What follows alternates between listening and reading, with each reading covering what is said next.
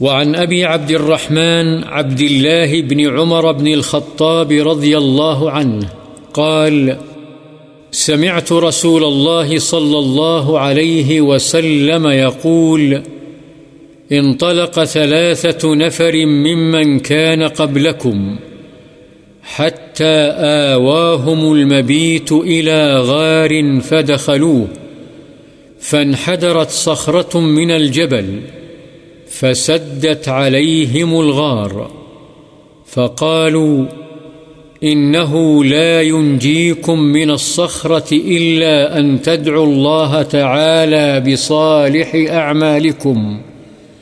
قال رجل منهم: اللهم كان لي أبوان شيخان كبيران، وكنت لا أغبق قبلهما أهلا ولا مالا، فنأى بي طلب الشجر يوما، فلم أرح عليهما حتى ناما، فحلبت لهما غبوقهما، فوجدتهما نائمين، فكرهت أن أوقظهما وأن أغبق قبلهما أهلا أو مالا، فلبثت والقدح على يدي أنتظر استيقاظهما حتى برق الفجر، والصبية يتضاغون عند قدمي، فاستيقظا فشربا غبوقهما. اللهم إن كنت فعلت ذلك ابتغاء وجهك ففرج عنا ما نحن فيه من هذه الصخرة، فانفرجت شيئا لا يستطيعون الخروج منه. قال الآخر: اللهم إنه كانت لي ابنة عم، كانت أحب الناس إلي، وفي رواية: كنت أحبها كأشد ما يحب الرجال النساء، فأردتها على نفسها، فامتنعت مني حتى ألمت بها 1 من السنين، فجاءتني فأعطيتها 20 و100 دينار على أن تخلي بيني وبين نفسها، ففعلت حتى إذا قدرت عليها، وفي رواية: فلما قعدت بين رجليها قالت: اتق الله ولا تفض الخاتم إلا بحقه،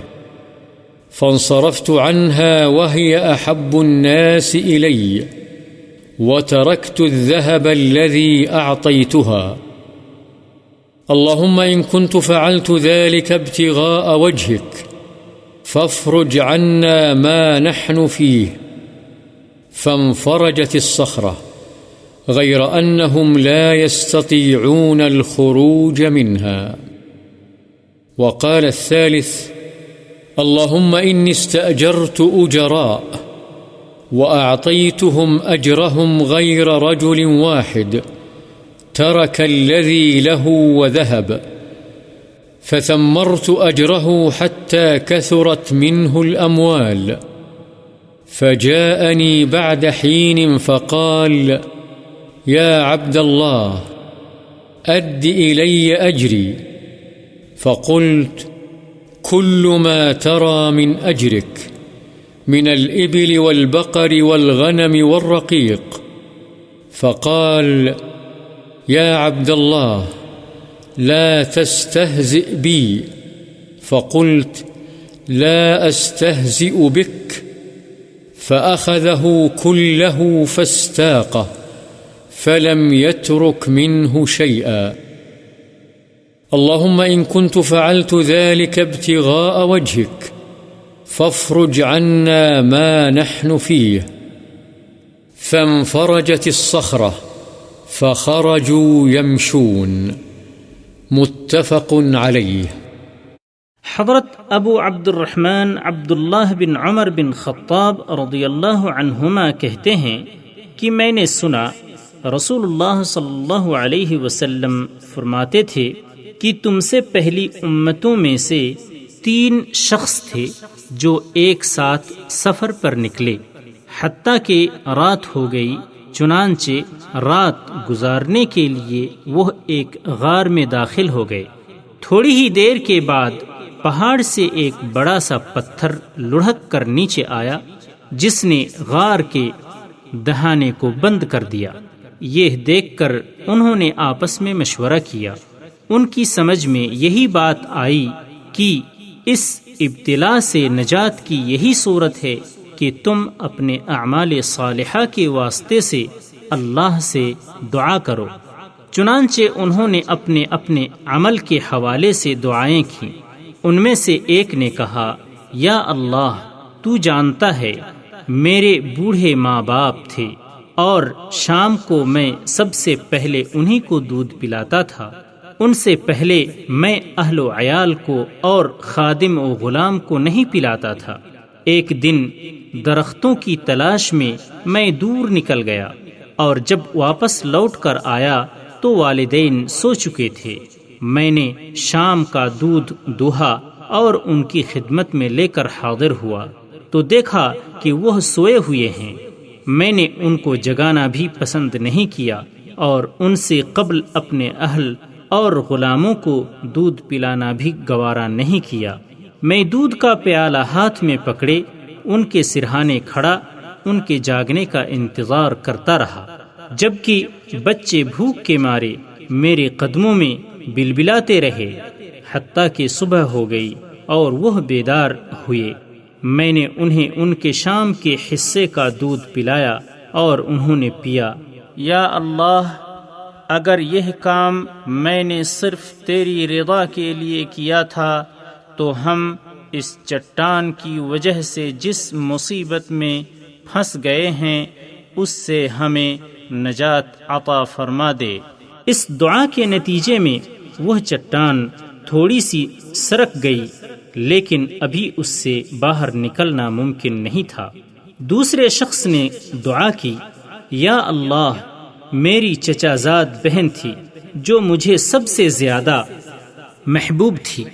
دوسری روایت کے الفاظ یہ ہیں کہ میں اس سے اتنی شدید محبت کرتا تھا جتنی کی زیادہ سے زیادہ محبت مردوں کو عورتوں سے ہو سکتی ہے۔ بس میں نے ایک مرتبہ اس سے اپنی نفسانی خواہش پوری کرنے کا ارادہ کیا، لیکن وہ آمادہ نہیں ہوئی اور اس نے انکار کر دیا، حتیٰ کہ ایک وقت آیا کہ قحط سالی نے اسے میرے پاس آنے پر مجبور کر دیا۔ میں نے اسے اس شرط پر 120 دینار دیے کہ وہ میرے ساتھ خلوت اختیار کرے۔ چنانچہ وہ آمادہ ہو گئی۔ جب میں اس پر قادر ہو گیا اور وہ میرے قابو میں آ گئی، دوسری روایت کے الفاظ ہیں، جب میں اپنی نفسانی خواہش پوری کرنے کے لیے اس کی دونوں ٹانگوں کے درمیان بیٹھ گیا تو اس نے کہا، اللہ سے ڈر اور اس مہر کو، تو اس نے کہا، اللہ سے ڈر اور اس مہر کو ناحق مت توڑ۔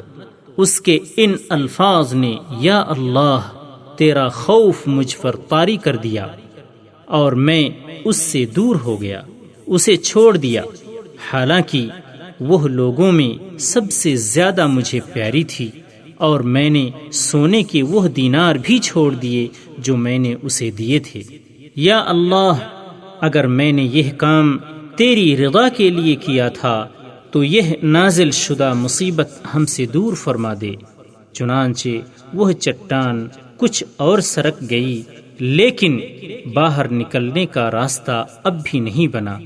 تیسرے نے دعا کی، یا اللہ، میں نے کچھ مزدوروں کو اجرت پر رکھا تھا، سب کو میں نے ان کی اجرت عطا کر دی، صرف ایک مزدور اپنی مزدوری لیے بغیر چلا گیا تھا، میں نے اس کی مزدوری کی رقم کو کاروبار میں لگا دیا، حتیٰ کہ اس سے بہت سا مال بن گیا۔ کچھ عرصے کے بعد وہ ایک دن آیا اور آ کر کہا، اللہ کے بندے، مجھے میری اجرت ادا کر دے۔ میں نے کہا، یہ اونٹ، گائے، بکریاں اور غلام جو تجھے نظر آ رہے ہیں، یہ سب تیری اجرت کا ثمر ہے۔ اس نے کہا، اللہ کے بندے مجھ سے مذاق نہ کر۔ میں نے کہا چنانچہ میں تجھ سے مذاق نہیں کر رہا، حقیقت بیان کر رہا ہوں۔ چنانچہ میری وضاحت پر وہ سارا مال لے گیا، اس میں سے اس نے کچھ نہ چھوڑا۔ یا اللہ، اگر میں نے یہ کام صرف تیری رضا کی خاطر کیا ہے تو یہ مصیبت جس میں ہم پھنسے ہوئے ہیں دور کر دے۔ پس وہ چٹان بالکل سرک گئی اور غار کا منہ کھل گیا اور سب باہر نکل آئے۔ بخاری و مسلم۔